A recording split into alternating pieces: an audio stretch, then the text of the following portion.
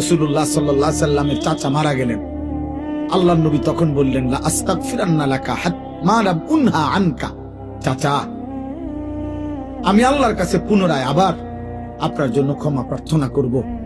চাচা, আপনি জাহান্নামে জ্বলবেন, আমি এক ভাতিজা এটা মেনে নিতে পারি না। চাচা, আমি আল্লাহ নিষেধ না করা পর্যন্ত আমি আপনার জন্য মাফ চাইব।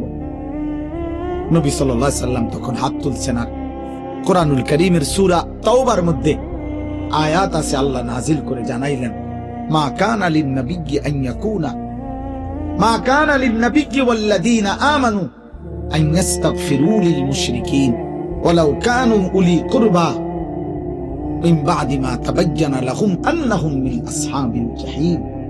আল্লাহ বললেন, বন্ধু, কোন নবী কিংবা ঈমানদারের জন্য অনুমতি নাই, জায়েজ নাই কোন মুশরিকের জন্য, চাই সে সর্বোচ্চ নিকট আত্মীয় হোক, তার জন্য আমি আল্লাহর কাছে ক্ষমা প্রার্থনা করার কোন অনুমতি নাই। হাত নামান দোস্ত, হাত নামান, আপনি হাত নামান। নবীকে বলছি, বন্ধু হাত নামান, হাত নামান। আপনি কার জন্য হাত তুললেন? আমার ভাই, আমি এটাই বলছি ওই সময়, আপনি আন্দাজ করেন, আন্দাজ বুঝছেন কাকে বলছি হাত নামাইতে? বলেন না কেন মিয়া, কাকে কাকে? আপনি বুঝছেন উনি কেডা? আরে কার হাত নামাইছে আল্লাহ বুঝছেন? আপনি আন্দাজ করছেন উনি কে? উনি বুঝছেন উনি উনার কি হয় জানেন? কলজা টুকরা, কলজা। ওই রবের কলজাটা এটা, ওই রবের মাহবুব তিনি, হাবিব তিনি।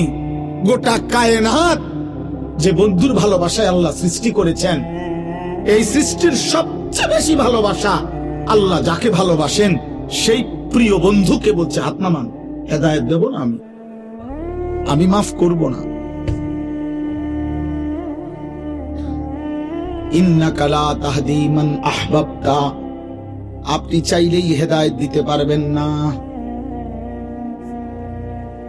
তাহলে খুদ রাসূলুল্লাহ সাল্লাল্লাহু আলাইহি সাল্লামের হাত যদি আল্লাহ নামায় দেয়, আল্লাহ যদি নবীর হাত ফিরায় দেয়, বন্ধু আন্দাজ করেন। এই একটা উদাহরণ।